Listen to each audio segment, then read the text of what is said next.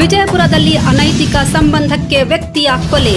ವಿಜಯಪುರ ಜಿಲ್ಲೆಯ ಚಡಚಣ ತಾಲೂಕಿನ ಹೊಳೆಶಿರನಾಳ ಗ್ರಾಮದಲ್ಲಿ ನಡೆದಿರುವ ಪ್ರಕರಣ.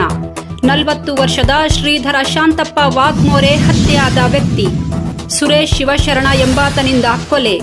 ಸೌದಿಯಲ್ಲಿ ಕಾರ್ಮಿಕನಾಗಿ ಕೆಲಸ ಮಾಡುತ್ತಿದ್ದ ಸುರೇಶ್ನ ಪತ್ನಿಯೊಂದಿಗೆ ಶ್ರೀಧರ ಅಕ್ರಮ ಸಂಬಂಧ ಹೊಂದಿದ್ದ ಆರೋಪ.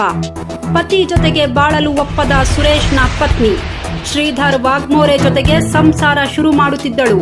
ಇದೇ ಕಾರಣಕ್ಕೆ ಶಿರನಾಳ ಗ್ರಾಮದ ಹೊರವಲಯದಲ್ಲಿ ತಲವಾರ್ನಿಂದ ಕೊಚ್ಚಿ ಕೊಲೆ ಮಾಡಿರೋ ಸುರೇಶ್.